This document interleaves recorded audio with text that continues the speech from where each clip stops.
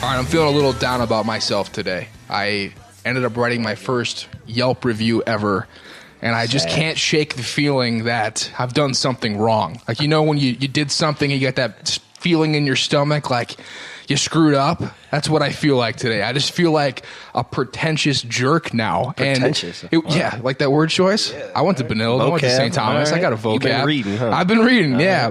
I'm going to blame my fiance straight up. She made me write it. You know, I like to just take notes on restaurants in my phone. So I don't always remember if I've been there before or not. And, you know, I'll write a few notes about what restaurant. She goes, I'm not going to let you do that anymore unless you publish it to Yelp. So I did. I went to Parlor, the restaurant, got a burger, and I wrote a review for Yelp, and now I hate myself. Well, I can believe that you probably had positive things to say, as long as you weren't one of those uppities that, you know. I was a little uppity on my review. Were you? I talked about the ambiance and all that. The ambiance. Yeah, I flavor and the flavor and the ketchup complements the juiciness of the burger. God, it wasn't that bad, but it was pretty bad. Especially for someone, I know you don't even use Yelp. You don't like Yelp. No, you're anti-Yelp. I'm anti-Yelp because just go try it yourself. I'm not trying to hear what everybody else. It's like when you go see when a movie comes out, right? And you ask someone, "Oh, how was the movie?" And it's more just like a rhetorical question. But then, "Oh, it was terrible." I didn't really care. I really didn't care. I guess I've fallen in this routine now where before I go to any movie, I'm going to read Rotten Tomatoes, and if the reviews are bad, I'm not going to go. Before I go to a restaurant, it better have over a 4.3 on Yelp, or I'm not going to go. I've turned into that person, so I guess it makes sense that I would write a Yelp review. Well, I'm notorious for going to 2-star movies and enjoying them thoroughly, so I have no... You have no movie taste, though. No, well, let's be real. My movie taste is impeccable. It's impregnable.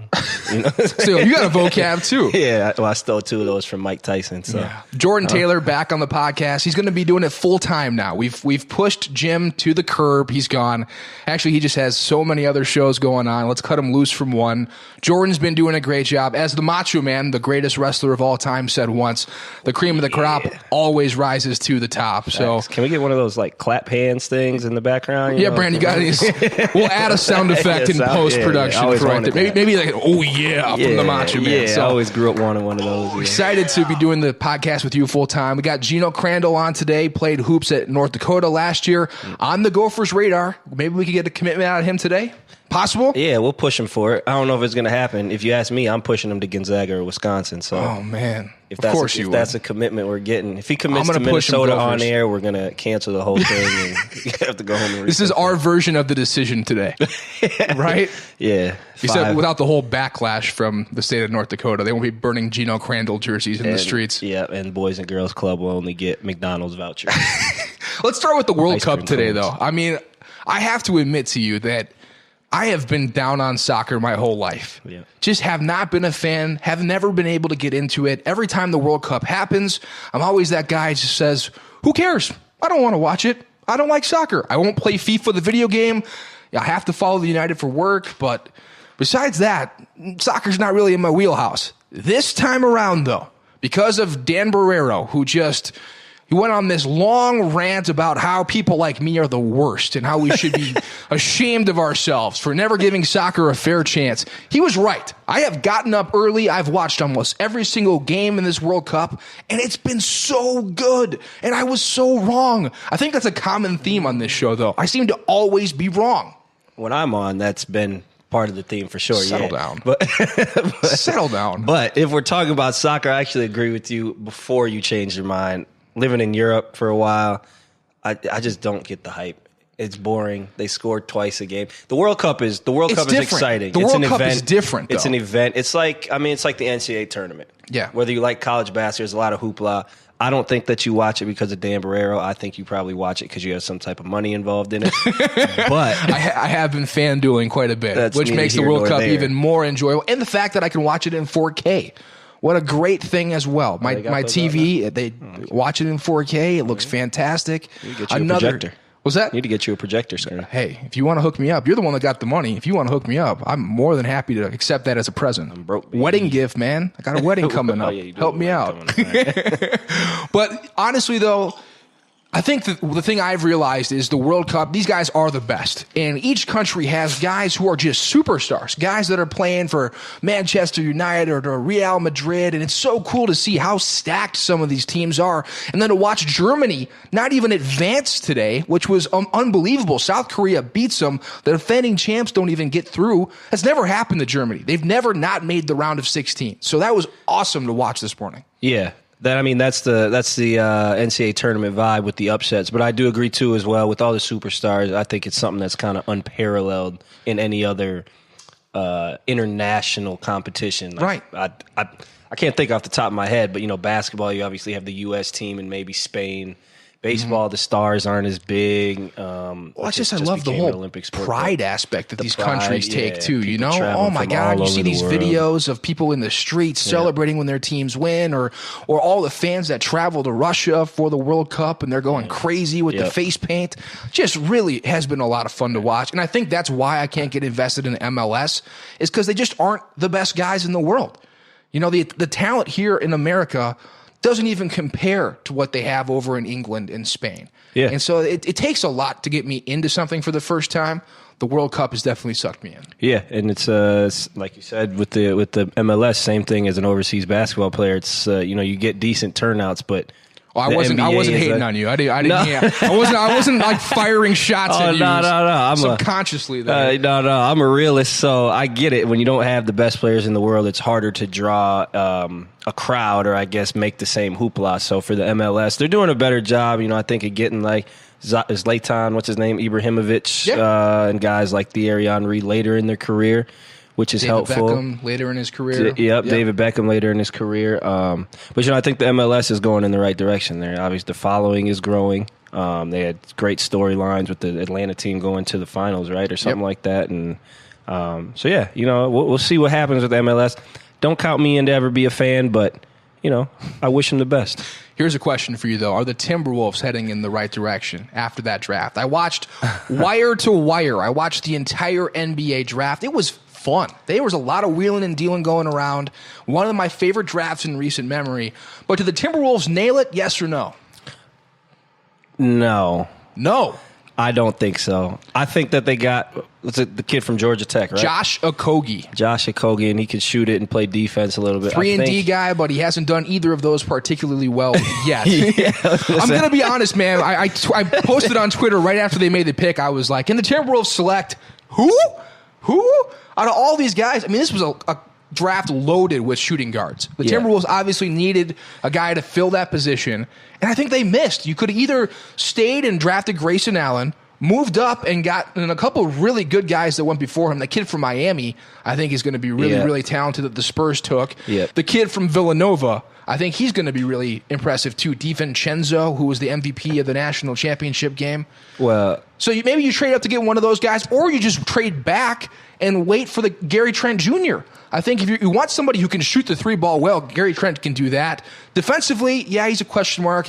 His feet, he's looked a little slow at times, but guy can shoot the rock, no doubt. Is the guard spot was that even a need for the Timberwolves? I didn't think that was a huge need. They needed shooting. They have nobody who can shoot. There was I can't remember the kid's name, but I think there was a guy at the 4 spot who went right after, maybe right before, who's like 6'10", can shoot it a little bit, can play defense. And I think that was more of a need, maybe a stretch 4, something like that. As far as on the wing, Jimmy shoots it well enough. Wiggins is well enough. He's not going to cut it, though. Well, Jimmy's not a three-point shooter. No, he's not a three-point shooter, but Karl Towns is a three-point shooter, apparently. I don't want my center out shooting threes all game long. Jeff Teague shoots it well. Jeff Teague shoots probably like 37% for his career, something like that. But Jeff Teague in this offense needs to be penetrating. He doesn't need to be sitting out on the wing shooting threes. No, Jeff Teague need to be sitting out on the wing shooting threes. They need the ball. Well, then you're screwed. Butler, if Jeff Teague is your best option shooting threes, then you're screwed. If you're screwed if Josh Okogie is your best option shooting threes, too. But he's not. That's why I'm upset with the pick, because I don't think Tibbs did a very good job addressing the most glaring need. You lost Jamal Crawford. Yeah. He's not coming back. You needed a shooter, and you whiffed in the draft. It's just Tibbs doesn't like rookies. He knows he's not going to play them, and so he doesn't invest the same amount of interest as other teams do in the draft. Look at Boston. Terry Rozier, if you don't draft him, you're not making that run in the playoffs this year. Yeah, I mean, that's a bit of luck, too. Boston had an extreme stroke of luck in the past couple of years and who they were able to draft and where they ended up. No one thought the Nets were going to be a lottery team in 2 years when you have 3 Hall of Famers.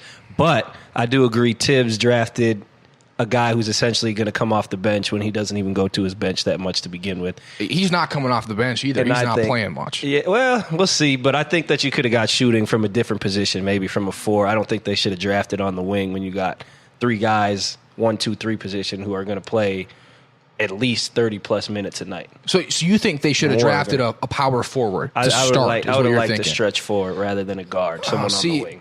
I just couldn't disagree with you more. I think they knew they had to draft somebody to come off the bench and shoot 3-and-D guy, right? Because you play Gibson, who can't stretch the floor, so he has to be down low and bang. Right. And Karl Anthony Towns just floats around. And so if you have that mix and those are your 2 starters, then you have to draft a guy who can come off the bench and shoot. Because they didn't have that all last year. When Bielitsa is your best 3-point shooter, you're in rough shape. Look at the way the NBA's evolved.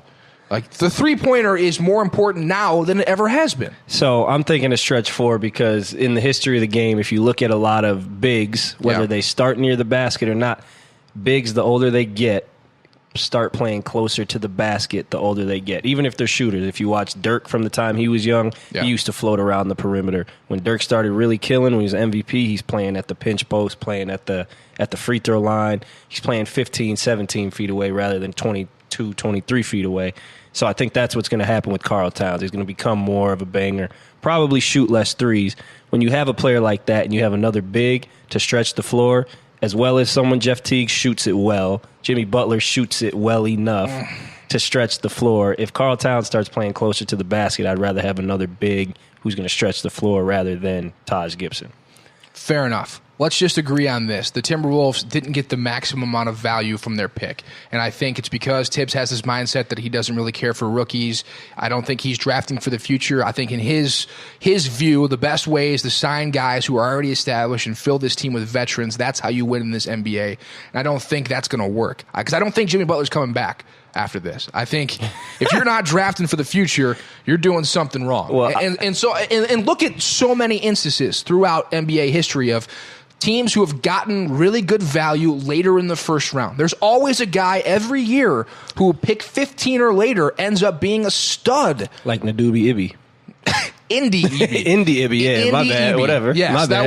that was not an example. Duty Ibi. That was not an example of that. Oh, my bad. But there are Josh million. Howard, though, yeah. Josh Howard. Well, not in Timberwolves history. We've never been good at it. Yeah. Not we. They have never been good at it. But throughout history, NBA teams have always found guys later in the first round or the second round who have become studs. And I think Bates Diop, who they took in the second round from Ohio State, has a chance to be something special. He was the Big Ten Player of the Year. I watched him a lot because I'm covering the Gophers. I was impressed by him. He's a guy that could play next year. He had first-round value heading into the draft, slipped to the second round. Yeah, I mean, I didn't get to watch him play that much. I know that I'm a guy who thinks that the Timberwolves messed up from the time they traded Zach LaVine for Jimmy Butler, but I know that's not a popular opinion, especially amongst Timberwolves fans. Why do you feel like that? Because I just don't. What is Jimmy Butler is as good as he is. He's amazing, top 20 player in the NBA. He's 29. Mm-hmm. He's younger than that. He's going to be 29 if he's not 29. He'll be 29 this season if he's not already. Okay. And on top of that, you're going to trade for him in the middle of a dynasty that is not going to break up. That's the same age as him.